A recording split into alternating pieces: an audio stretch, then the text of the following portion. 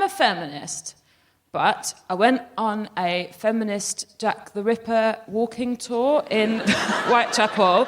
And the reason it's feminist is because rather than concentrating on the criminal, it concentrates on the lives of the women. And it was very boring because none of them murdered anyone.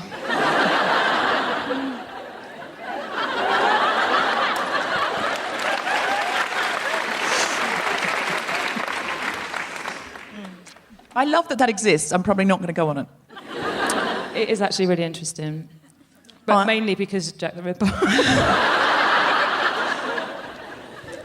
I'm a feminist, but when arriving here at the Edinburgh Festival, I cried before I got off the train as soon as I could smell the hops. If you've not been to Edinburgh, it smells like a brewery. And the reason I cried is because I lose my confidence for the first 6 to 8 hours that I get off the train in Edinburgh, even if it's not festival season, because I'm being triggered from previous years of months-long experiences of walking up hills in the rain to get to a venue with nobody in it. And more than that, I used to think I was my own worst critic, and then I came to Edinburgh and discovered I was a fucking amateur.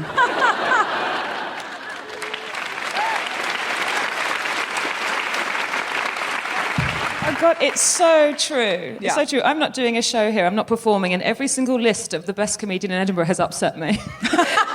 that I'm not on it. That my show's not been mentioned. And on awards day, even though I knew I did not have a show, I could not have been considered. It was still a disappointment. I feel the same. I've only been up. I came up to open the Fringe. I did the opening address. And then I came back up. I did a show for Help Refugees. We did a show for Amnesty last night, Secret Policeman's Podcast Live, which was amazing, which Sarah did. I was a bit disappointed as well that I wasn't nominated for the opening address. I'm a feminist, but I sometimes find it difficult to be happy for other women. So, for instance, when my ex-boyfriend got a new girlfriend, rather than hoping that she would be happy with such a clever and interesting man, I hoped she doesn't like expensive dinners or presents because he owes me a huge amount of money. It's hard to be a feminist, isn't it? It's hard. There are days when it is a bit tricky. I'm a feminist, but up here at the Edinburgh Festival Fringe, I have tickets for a feminist polemic about historical oppression, and instead I'm pretty sure I'm going to see a one-woman reenactment of the whole of Sex and the City. I really want to see that. Do you want to go and see it together? Sex and the City. What time is it? Yes, I please. think, anyway. yeah, okay. No matter what time it is, yes. Yes. I will cancel something else I'm in to go and see. I'm a feminist, but sometimes I find it hard to be happy for other women. For instance, when my dad got remarried and moved to Australia, rather than being happy that my stepmom had stolen my dad, I was quite resentful.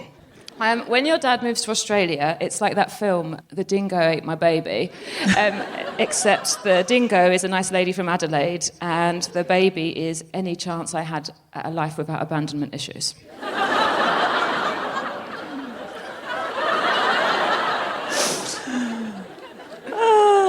Your own feminist butts are always the best, Sarah. They're like other people's are like things about... Did I win? Yeah.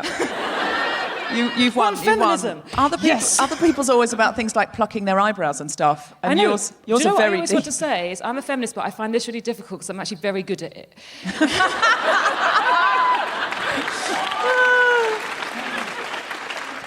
I'm a feminist, but backstage, the producer came up and gave me a tank top that was given to me by some people who are appearing actually on the show to talk about their charity tomorrow.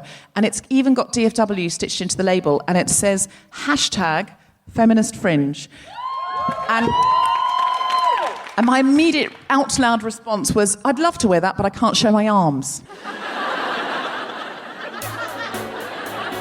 Live from McEwan Hall in Edinburgh, the Spontaneity Shop presents The Guilty Feminist with me, Deborah Frances-White, guest co-host Sara Pascoe, and very special guests Lisa Fa'alafi, Offa Fotu, Leyla McLennan, and Daisy Jacobs, talking about Disobedience.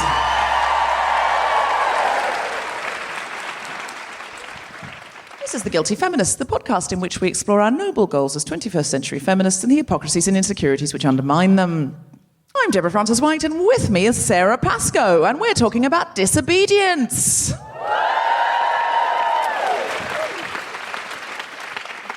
So, Sarah, how obedient do you think you are? I was thinking about this. I'm very obedient. Yeah, I think we're too obedient. We could be so much less obedient and not break the law. Oh. Way before we got to breaking the law. We're such conformists all the time. Give me an example of doing something disobedient that isn't against the law. Okay, this is a spoiler. I went to see Hot Brown Honey in London. The overwhelming feeling I had when I was watching them, like I cried a bit, and it was because I was just thinking, oh my God, I conform to all of these norms, and I'm always sort of doing what I'm told. Like, for example, trying to look a certain way. I don't think I've ever really stopped to consider, like, my gender expression. Like, when I was a child, that's what ladies looked like. And I've spent my life really, even though I thought I haven't, I thought I'd sort of got over that a bit and stuff. I think we all are trying to look like something that is clearly cultural and clearly taught to us as children, and it's sort of seeped in. And also just the way we all just sort of sit in a certain way, and we say certain things and we do certain things, and we're all, do you know what I mean? And to some extent, society needs to be, so we're not bumping into each other. And that's what I think, because, I went to a country, and I won't name it because I don't want to shame it, but they don't queue there. And I had a terrible, terrible holiday from the airport onwards. An airport I couldn't leave because there was just no way of getting out of the door in an organised fashion. You just had to dash with your suitcases. That is a great example, Sarah, because I'm from Australia, and when I came here, I could not believe the way people queued. How lucky you were to be here. No. Yeah. No. You're right. No. Yeah. People queue for buses here. It's so weird. But otherwise we'd fight each other, right? Because we've got a lot of aggression, and we have to have a system which is like, yep, I might not like it, but this is how late I got here, and you're going to get on the bus before me. If we had a bundle, watch school children get on a bus. It's awful. It's like Australians getting on a bus. We just wait till it comes up, then everyone gets up, and you sort of just, you're like standing up queuing before the buses arrive. But you're touching strangers, like in a cloud. Gives it a nightclub atmosphere. That's quite nice. That's actually a cultural example. Australia and Britain are obviously very, very similar culturally. And not spiderly. No. Very different spiders. No, even as I say that, I realise that I am speaking as a non-Indigenous Australian, and as soon as I said it, I went, hold on a minute. I wonder why that could be. Could it be because Britain colonised Australia? That's why, Yeah. So, wrongly, Spooky. Britain and Australia are very similar culturally. Previously, the culture in Australia was more nomadic, and we fucked that up. Apologies. Which I believe our government has offered in a very half-hearted way. But what I'm saying is, I think it's an example of, to be obedient here, you have to do one thing. To be obedient there, you do another. And I just don't think we notice the many, many, many coded ways that we just, like, we go into the shop and we go into the section that says ladies. What shop is this? Like a department store. It says women's wear, men's wear. Yeah. And we don't think about that. We don't go, do you know why, though? I actually think even if there weren't signs, I would still not want to wear man's trousers. I would still head for trousers that would fit me. But you know what I mean? Like, why is it so... I just think some of it, directed. Some of it I do think is oppressive. But I also think in terms of, like, gender, I think there was exactly the same amount of things on men, like what we're talking about. Oh, completely. Yes. Oh, so it's not 100%. just about women. And I think it's really good to question them, but some of it's just about ease. Like, some of it's just, oh, hey, if you want this kind of thing, it's over here. It's not, you must have a handbag. No, but if you saw a man knitting on a bus, you would look twice. I'd kiss him. I would think it was so charming and delightful. You would, but it would be odd, because he's not really conforming or obeying. I've had 3 conversations with men about sewing this festival. I saw a play that was about sewing. It was really great. And 3 different men saying they want to start making their own clothes. That's amazing. And that's the kind of thing, like, why is that wow, though? It shouldn't be wow. But I don't think it is. That's wow. I don't think it is particularly wow. No, but it is because of the history. Do you see what I mean? Yeah, I don't know, I do. No, I definitely think there are insidious and explicit messages we get about gender. I just don't think that anyone really conforms that strictly. I think we all conform massively all of the time. And if people don't conform, they're remarkable. Like the fact that if a man looks after his children full time, it's remarkable still. And that's changing, that's shifting. Yes. I think in two generations absolutely. that won't be the case. Yeah. But I still think we are, in tiny ways, we could just be rebelling all the time. And that's what I felt when I saw Hot Brown Honey. Yes. Because they are just, I think they take joy in their disobedience. Yeah. And that's what it made me want to do. It made... Yeah. Is that Hot Brown Honey laughing?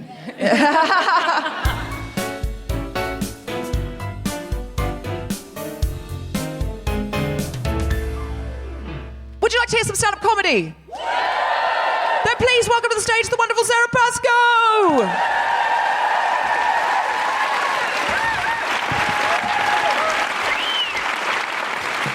Thank you so much. So we're talking about disobedience, and I think I do obey the rules all the time. I'm a people pleaser. I don't like being naughty. But I was thinking about disobedience in general, and I was thinking about civil disobedience and the worst kind. And then, I remembered something that happened last year. I thought I was in a terrorist attack. It wasn't just me who thought that. Also, Ollie Murs also believed it was a terrorist attack. This was last November. I was in Oxford Circus Station and I was evacuated. We all were. There were announcements going off I'd never ever heard before saying that people had to leave the station, but it didn't say why, and it sounded very serious, and all of the trains were stopped. So suddenly you've got hundreds of thousands of people streaming out of Oxford Circus Station. Then there were police in high vis, and they were just telling people to move on. And people were asking, what's happening, what's going on? And they said, we don't know yet, just keep moving, get out of the area. And all of the shops on Oxford Street were locking their doors and keeping people inside or outside, and they were bringing down the shutters at the back where they get their lorry deliveries. And those shutters sound a lot like... rifle shots. And so people started running and screaming in the street. And there's this thing about being a human being, we're a mammal. When people around us are scared, we get very scared as well. As people started running and screaming, and they were like carrying children and dragging suitcases, I started running as well. And it's the most physiologically scared I've ever been, and I felt so terrified, and I didn't know what I was running from or towards. People were running in all kind of different directions through Soho streets, looking for somewhere safe, and because they didn't know what they were trying to escape from, nowhere was safe. And I was thinking, very selfishly, the unsafest place to be is with lots and lots of other people. Whatever's about to happen now, I need to hide from it. And there was a doorway, and it had the fairy lights round it on Derby Street in Soho. And it's so strange as well, because I was so scared. I just wanted to call my mum. And so I ducked into this doorway, and I texted my mum. I said, can you look on the news? I don't know what's happened. Something's happened in Oxford Circus Station, and people are running and screaming. But as I was sending this text message, a woman at the top of the stairs, she kind of bent her head down and looked at me and said, are you coming up? So I was walking towards her. I said, I'm so sorry, I've just ducked in here. Everyone's running, screaming through Soho. There's been some kind of terrorist attack, but I don't know what it is, and I don't know what's happened, but something's happened in Oxford Circus Station, and the shops are all shut. And she went, oh, it's just London. It's just London. Do you want a wax now you're here? And I had gone into a Brazilian hot waxing studio. It's been my place of safety, and this woman, and I've never had well, this is the thing. So the woman, she was very calm. She gave me a shot of coconut liqueur to calm me down, and she was just talking. She said, "Come on, look, it's all silly outside. Just have a wax now you're here." And I've never had a Brazilian wax, and that's not like a feminist thing. Like I know for some people it's about, but for me, I'm a very hairy woman in general. Like I'm just hairy everywhere, and I deal with it that way. Going, I'm one of the hairy ones. I'm a fuzzy little peach. I've never tried and contain it. I think sometimes once you try to, it can become like a slippery slope. Well, it is now. So the woman convinced me to have a Brazilian wax. There's this thing called liminal space, which is the idea where something happens that's so out of the ordinary for you, it kind of jolts you, and you might behave in a completely different way. And in a way, almost it's kind of disobedient to the person that you thought that you were. I have discovered that when I think I'm in a terrorist attack, I show my vagina to a stranger. something that would normally be so terrifying to me, and I would be so shy, I've just suddenly felt normal. And she didn't even leave the room while I was changing. I was just taking my clothes off in front of her, and we were talking about basically how much we have all absorbed of fear. And she was explaining, she's younger than me, but she was explaining that's the thing. They call it terrorism. It's supposed to scare you. We're all scared. We have all seen things happen to people who are just living their lives everywhere in the world. And everything she was saying was so wise and so correct. And I was taking everything off, and I lay down on the bed, and she was kind of putting all this hot wax all over my groin. And then she was explaining to me, but of course we realised that this is something that we created, we were part of. Like, this is something our government has created, unrest in the Middle East. And then as she laid down this kind of canvas strip on the top of my groin, she went, and of course it's all Bush's fault. And then ripped. And it's the best thing, because she didn't realise what she'd said and why it was so funny. And I've never really ever told anyone that story either, because it's not very on brand. But thank you so much.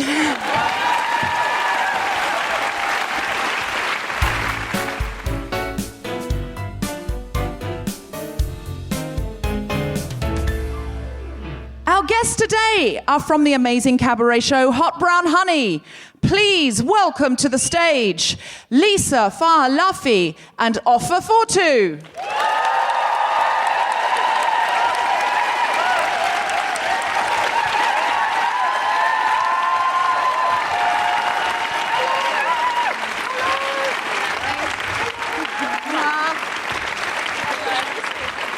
Hello. And could you just introduce yourself and maybe explain what Hot Brown Honey is? My name's Lisa Faalafi. I am the director of Hot Brown Honey and also in it. We do all the things. What are we? We are a feminist theatre masterpiece? No. Somebody wrote that, so we're just going to keep it. Yes. With great arms. Feminist theatre masterpiece. Yeah, we got that. We got that in a review, and we will be taking it. Yeah. We like to blend all the forms, so theatre, cabaret, hip-hop, soul, dance. Circus, dance, and pretty much in your face 75 minutes of brown women shouting at you. No, just kidding. And you're from Australia and New Zealand, is that right? We all live out of Australia, and I have with me Offa Fotu. And my name's Offa Fotu, and I'm a cast member as well. So I want to know, so when you went to see it, Deborah, it made you want to be more disobedient. And so I haven't seen the show yet, and I've heard amazing things. So was that something that you were conscious of when you were creating the work? I think by nature we laugh a lot. We have to laugh a lot in really terrible circumstances. When you live a life as a woman of colour, you experience a lot of things that make you feel angered and frustrated, but rather than yelling and screaming about it, we all kind of laugh about things and make jokes about it to see the light at the end of the tunnel. So the disobedience in that is our cheeky nature, is our way of being able to be ourselves, but also kind of state things and have people listen to us, laugh, and then kind of realise like, oh, shit, that's about me. Okay. So, that's kind of that's my perspective anyways. Yeah, and I think it's been interesting. Often some people will say, oh, your show is quite angry or, or the shouting. But we're just like, isn't that funny that just when women get on stage and be loud, and I'm talking like our music is loud, costumes are loud, everything about our show is loud, that becomes confronting or angry. And because we're like, actually, it's like a joyous celebration. That's what I didn't find it angry at all. No, I know, but we often get that in lots of reviews or talks, or that's the first thing people take away. And I'm just like, no, we've been silenced as First Nations women for, thousands of years. All we're doing is speaking our experience, and that becomes a controversial, angry thing. And I'm like, I wonder sometimes if someone can feel confronted about what someone's saying, it's not about the volume, it's about how it made them feel. It's actually very subjective. Absolutely. You can watch something and suddenly realise that, like you say, that is me, or I didn't understand. And then actually, oddly, that then travels through you into, I was really lectured. Or I was really shouted at when that isn't what was presented. Yes, and I think that stops people in their tracks. Like they can't actually they can't progress to the next item that's on stage because they're still feeling everything. And so with that new lens on them, they're like reacting to everything that then happens in a totally different way than if it were just to all kind of wash over you as you watch and kind of take things in. But then instead of that, they're like, oh, my back's against the wall, and all I just keep thinking is that I'm being pushed further and further back. I think sometimes the same way that men are now finding some of the art and commentary coming from women confronting, because it does flag up thousands of years of oppression that even if they haven't actively participated in, they've benefited from. I think the same thing is happening with white people right now. And I know, I watch things sometimes, and I do feel confronted by it, but I think my feeling is that's good. If I feel uncomfortable or confronted, I think that's a good process. It's important. It's got to happen. The more I am friends with women of colour, the more I hear their daily stories, the more I realise how much harder it is. Like things like a friend of mine recently was about to get on a train, and she said to the woman next to her on the platform, I've got like a ticket for the 5 o'clock train. Do you reckon I can get on the 3 o'clock? And the woman next to her went, well, I've got the same, so I hope so. And that woman got on fine, and then she went to get on, and they wouldn't let her. And she said, but I know that woman has got on, and they just said, oh, well, you can't. And the other woman was white. I hear stories like that all the time now, and it's so consistent. And I just realise I am part of that power structure, and I have to ally up and shift something. Is your show more for other women of colour, or is it more for the wider architecture of society to be understanding about what it's like to be a woman of colour? We definitely gift it to our other black, brown and mixed women, because we do know how important that is as performers to see yourself on stage and hear your stories, and how empowering that can be. You know, that is why we do what we do, because we have seen other women do it in the past. But also, like when we decided to sit down and properly write this show, it's a cry to everybody else to create change with us. Like we wanted it to be a party and a celebration so that people feel like they can be a part of the change, be a part of the solution, because it can be just the smallest things that will impact our lives so hugely if you can switch somebody's brain up, which is, you know, like what Offa said, using comedy and using satire to break down the walls just for a second in that 75 minutes, that you might feel a part of our experience or our story and be able to empathise and make some change. So it's a huge part. Yeah, and I think we say in the show, Hot Brown Honey is there to interrogate and kind of ask all the questions about your current views. And I think that that's really important in being able to have the discussion is, if you feel it, start to work through the vocab, like the feeling into the mind, into like being able to talk about it is where the discussion needs to happen. And it's never going to be a comfortable starting, but you should start somewhere. Our whole thing is, as long as you stop and you have a moment to sit in your jocks and feel that, it's really important to start to develop the way that you can talk about that that's comfortable to you and also true to who you are, but also in mind of all the people who you're trying to discuss with. So I wouldn't, go up to any person of colour and just say, hey, give me an education. I would get to know them like you would with anyone and develop that relationship over time so you can have those conversations. Yeah, and just being close friends with women of colour, it's a bit like men who don't have any friends who are female. You can't really know it. It's just sort of that daily, day-to-day, what happened to you today? How was your morning? Oh, so frustrating because this happened. And you go, oh, that's interesting. That wouldn't happen to me. Yeah. And it's that understanding. But I think what you're doing is you're allowing people to experience that in 75 minutes through music and comedy and with joy. And so I left with so many different emotions that I'd never felt at any other theatre show, actually. How important is comedy in your show? It's so important. We love laughing. I mean, you can hear us howling over there. It's so important because I think as a language for that kind of overcomes anyone's background, whether it's economically, where they've grown up in class, culturally, it's like, the slapdash way that we laugh at things is also very visual, and not just in the satirical things that we say on stage. It's in the act of, spoiler alert? Yeah. It's in the act of being subjected to being, so I had boobs at the age of 8. I got my period when I was 9. I had hips by the time I was 9 as well. And so when I would run, my tits would just bounce up and down. And everybody, all the boys and girls in the class would just watch me when I was doing running like this. I never got what they were looking at, but they were all nodding in agreement for some reason. And so the act now that I get to do in the show, where I get to bash people with my boobs, with these gigantic, melanous, huge, gigantic boobs, is really freeing for me personally as a performer. But as a visual thing, that's really important for people to see, especially for people who have had and been well developed from a very young age and sexualized from that time forward. That act is important in that respect. And so we laugh at that. And I love looking as angry and terrifying as possible, which for any of the males that I come across, which is consensual, I will stand for a moment and I will go like this. And for some reason, it's a glazed over look and a leaning forward. And I take that as a yes. So, yeah, it's really important in that aspect of, these are our stories, these are our bodies, someone with the washboard abs like this one and beautiful boobs too. To someone who looks like me, it's really important to play on all of those things. Yeah, there's an amazing piece that plays on that sort of the idea of the Elvis Presley view of Indigenous women.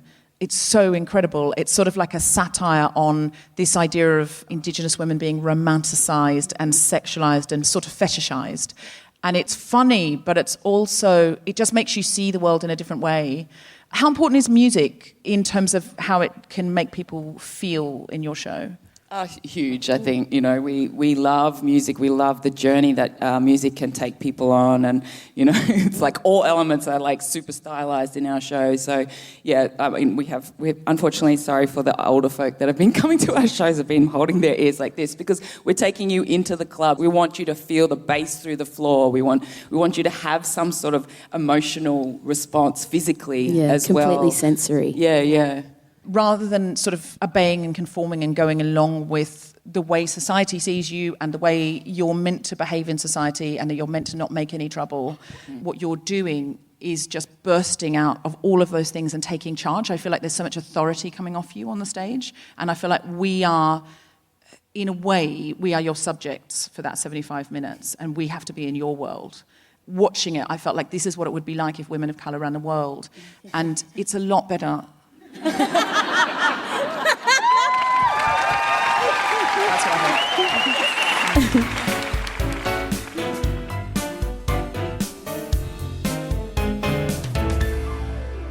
Hello, Guilty Feminists. It's Deborah, briefly interrupting your podcast to let you know the Guilty Feminist is playing the Royal Albert Hall, the actual big Royal Albert Hall, on the 7th of July.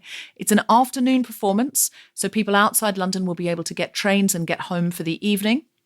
Tickets start at only £10, and they are available now if you go to guiltyfeminist.com. It is going to be a lineup like no lineup you've ever seen from the Guilty Feminist before. If you've enjoyed a tour show, get in, book tickets for the Royal Albert Hall, because it's going to be absolutely spectacular.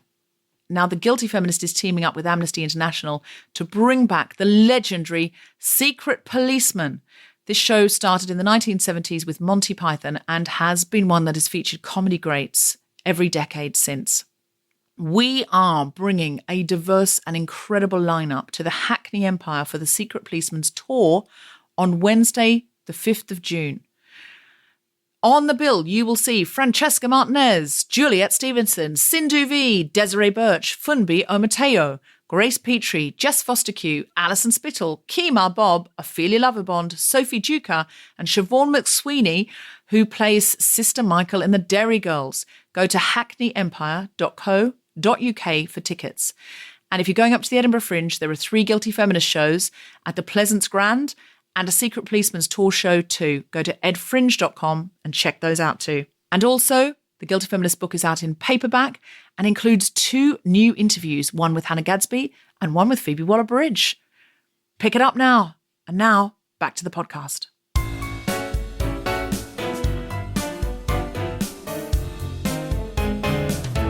Please welcome to the stage, Deborah Frances-White!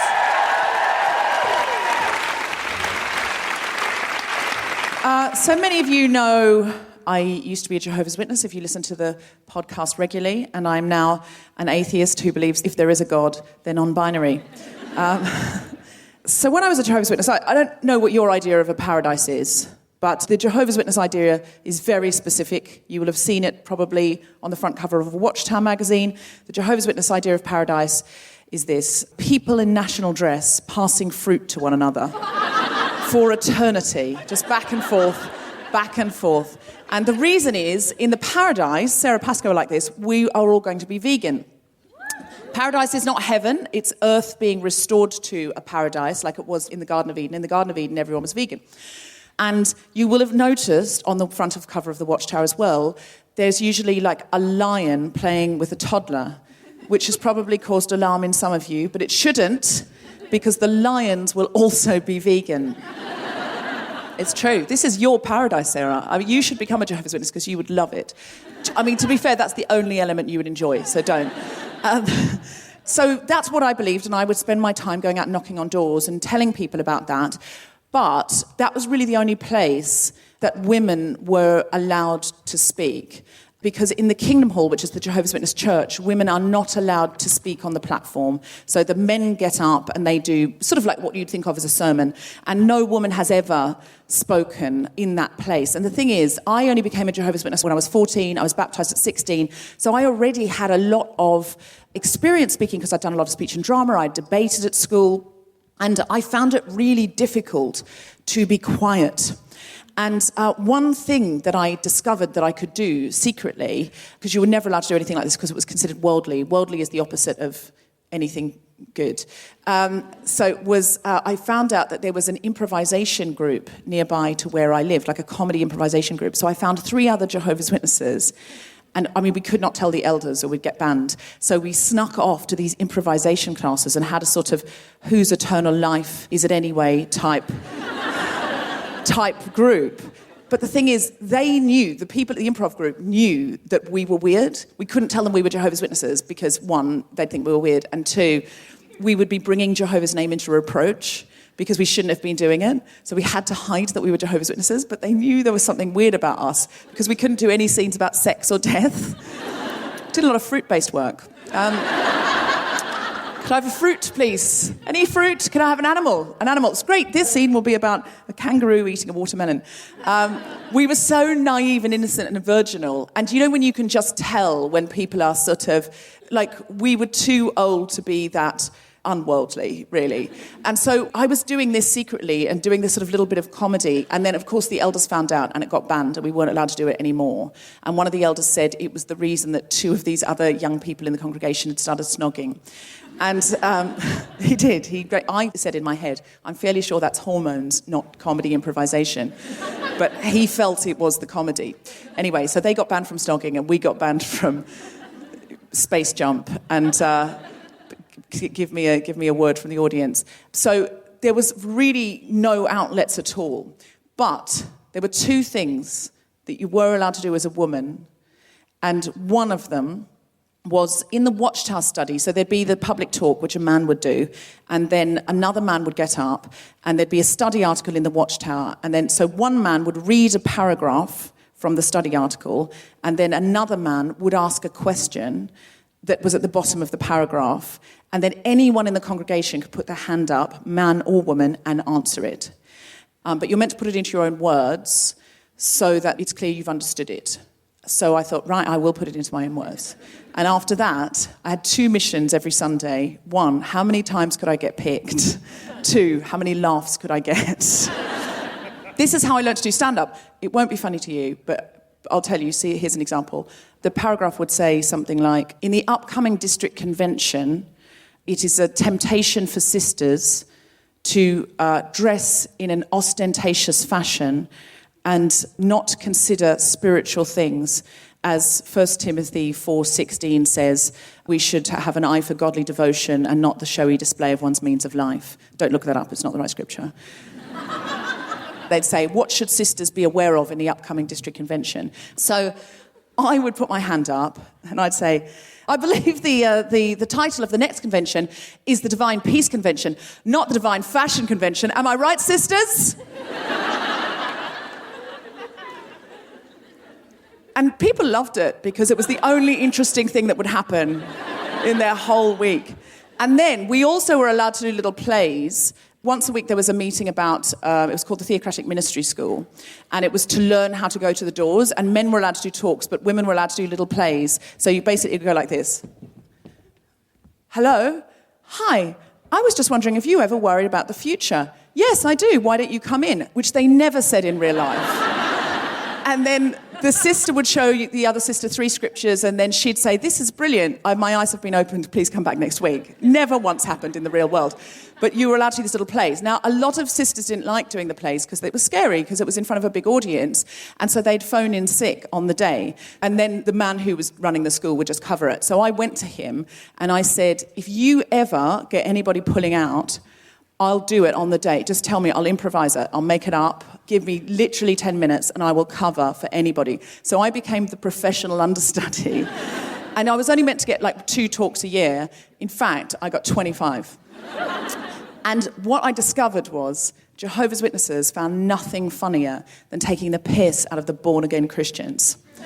So I would make every character I talked to a born-again Christian or similar, and somebody who didn't know the Bible very well, because the Jehovah's Witnesses, if nothing else, do know the Bible. And then I would ask her a series of questions, get her to read from her own Bible until she realised she was very wrong. And then the Jehovah's Witnesses, that's not funny to you, but in the Broadbeach congregation of Jehovah's Witnesses, that killed. So much so that I got asked to demonstrate it at a district convention that was like a stadium like Wembley. I started my comedy career in essentially Wembley Stadium and have worked my way back. Thank you very much.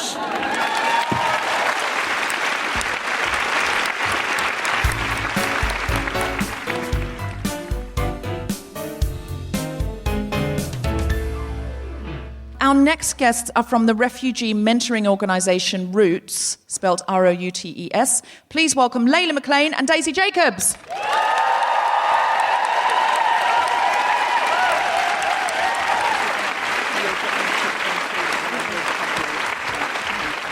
Hey, I'm Daisy. And I'm Leyla, and we run Roots, which is a social enterprise that supports refugee and asylum-seeking women. Amazing. So can you please tell us about it and how we can get involved in it? Yes, absolutely. So Leyla and I both felt quite outraged at how unjust the asylum system in the UK is at the moment. And the fact that, especially as a woman, you can arrive in a country with an incredibly hostile political environment. You can be living on £35 a week, in and out of court for months, maybe years, in a language that you potentially don't understand, with potentially no social connections and social networks. And if you're an asylum seeker, you can't work. And so we realised that we probably weren't going to be able to fix the asylum system, but we could provide some of the support that we thought wasn't there. And for us, the way that we did that is through theatre. And both of our experiences are in theatre. Both of us have directly experienced the transformative powers of theatre, both in terms of confidence and communication and creating a community. And so, yeah, we've developed Roots. So we run theatre workshops every week, and we've worked with over 100 women already from 30 different countries.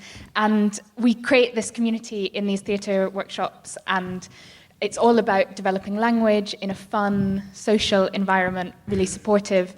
And the wonderful women that come also were really keen to meet and connect with other women who are more settled and stable in their lives. And so that's why we have now launched mentoring, which pairs every woman that we work with and comes to our workshops with a mentor.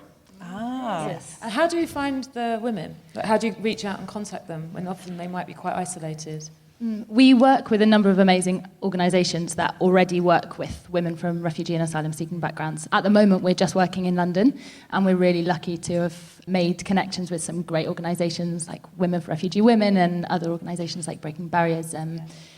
Which is great. And in terms of our mentors, because we work with such a wide range of women, as Leyla said, from lots of different countries, various different sets of experiences and skills, various different sets of goals and ambitions for what they want their life to be in the UK, we need a set of mentors that reflect that diversity as well. So that could be from helping somebody to send an email or log on to their universal credit account online, to retraining as a solicitor or passing a GCSE to allow them to do their higher education, learning the cello. One of our women wants to learn the cello or do gardening. there is a huge range of things, setting up your own food business. So we're really lucky to have already an amazing set of mentors. But if you think, all of the amazing women out there, that you can offer any one of those things that I've just mentioned or anything else at all, then we would really, really love to hear from you. So people can just apply through your website and say, oh, I can do this. I can play the cello in the garden. Would anyone like to learn?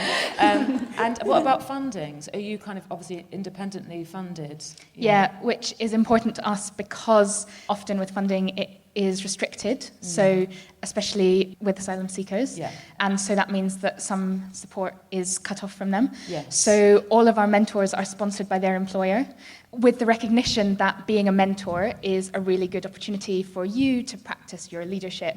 And we also provide training for all of the mentors, so their employers will pay for their place. So the employer of the mentor pays how much to whom? So they pay... Are you checking that they're not really rich off the back of this? Because that was very aggressive, like, so you're cashing in, are you? On the asylum seekers. Okay. I just want it to be clear, because people need clear instructions. Otherwise they write to me and go, but I don't understand. And also I think about the restriction that, just to clarify that, basically our government does have money that's supposed to support things, but it comes with... but only if you do this, which is practical, or only if you do this. Often anything that involves creativity... anything that involves the cello is a dead no. It's just like, fuck off, Or no. anything that involves... anything that involves people who don't have refugee status in the UK. So if you're in that limbo stage where you've just arrived and you're in and out of court, you're signing in at the Home Office every month, you can't receive support beyond ESOL classes. And there can be a 3-year waiting list for English language classes at the moment. Well, yeah, because that was the first thing the Tories cut, was learning English as a foreign language. Which we used And then they say people don't assimilate enough. Yeah. I think what's so important about organisations like yours, obviously there's the practical level, but I think there are so many people in Britain who feel so sad, and increasingly more so, about how bad the world is. And there are little pockets of things that are so clever and obvious and amazing, and people are dedicating their lives to doing it. I did a gig. I did a gig for the organisation, and there's lots of them who give refugees bicycles. And so there's one in London, they redo bikes up, and then you buy it, and then with that they give a refugee a bicycle, because very often, obviously it's a free way to get around. You teach them to cycle, and then there's an element of autonomy and freedom that wasn't there before. Yeah, there's one in Edinburgh too. There's one in Cambridge. It's actually, so Google it wherever you live, because there's those kind of things where suddenly you can do this really positive thing, and often people, that's what you wonder is, how. Also, there's an app. This is completely off topic. There's an app for blind people. You can help them look through their. So basically, sometimes a blind person might be getting dressed and they don't know if their shirt matches their trousers, or they don't know if the cans in their cupboard, which one is peaches and which one is spaghetti. And you just go on the app, and then anyone in the world, you can go, oh yeah, it's peaches. Oh, wow. See you later. Yeah, it's those things that are just so useful. I kind of want that now, even though I have no use for it. You're the eyes. Oh, I'm the eyes. You can't ask if your shirt matches your trousers. But I just want that. Can I not get that sort of more like fashion advice? Like, do you think... I think it goes. Is it too bland? I don't know.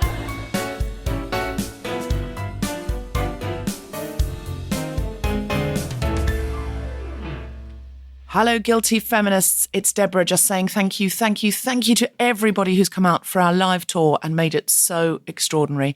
Lots of the dates have started to sell out now, so please get your tickets now if you would like to come and see us on Wednesday in Southampton, Thursday in Sheffield, Friday in Coventry, Saturday in Plymouth, Sunday in Brighton, or the following week in Glasgow, Leicester, Nottingham, or Woking. It really has been a spectacular time. It's like Feminist Gospel Church. Come out and join us, and hopefully see you there.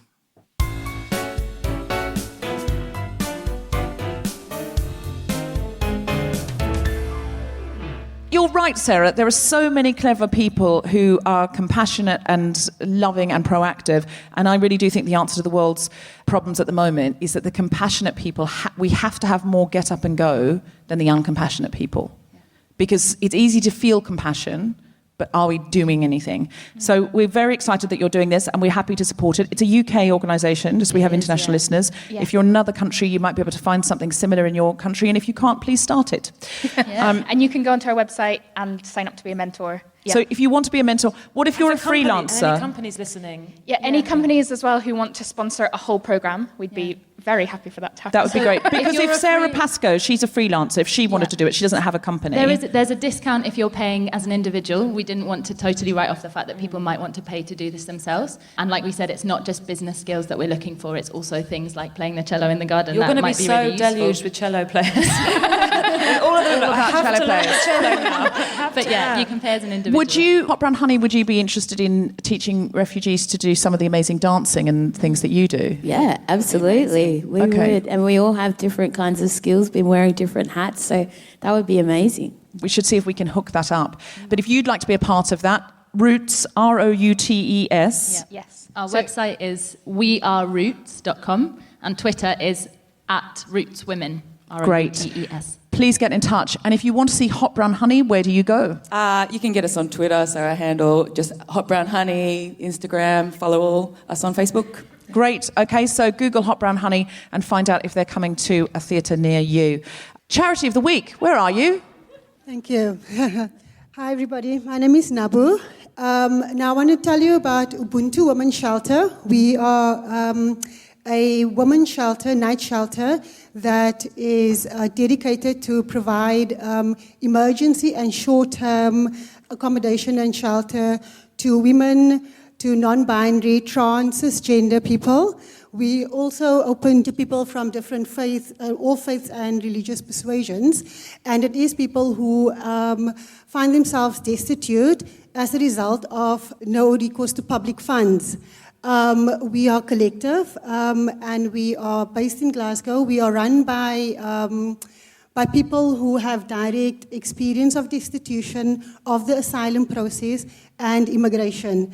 We are also designed to obviously meet the immediate and pressing needs of these women who are excluded from public access in terms of housing, welfare services, and also homelessness. So what we need is to open our doors in terms of providing the service. We are securing a lease in a central Glasgow location to start that work. What we would like to do long term is to have our own assets, our own property, so we can have control over our business in terms of how that functions. You can get in touch with us at info.ubuntu/glasgow.org.uk, or you can do online donations at chuff.org/project/Ubuntu Women's Shelter. Thank you. Great, thank you. You have been listening to The Guilty Feminist with me, Deborah Frances-White, guest co-host Sara Pascoe, and our very special guests, Lisa Fala-Afi, Eleanor Wangura, Leyla McLennan, and Daisy Jacobs. The recording engineer was Gary Boyle. Music was by Mark Hodge. The producer was Tom Salinsky for the Spontaneity Shop. Thanks to Tony and Hannah at PBJ Live and everyone at the Underbelly, as well as all of you for listening. For more information about this and other episodes, visit guiltyfeminist.com. No, there's one chair on each side. Oh, okay. All right. Do you want to, I don't know, Tom, what are we meant to do? A man can fix it. There we go. Perfect time. I said a man can fix it.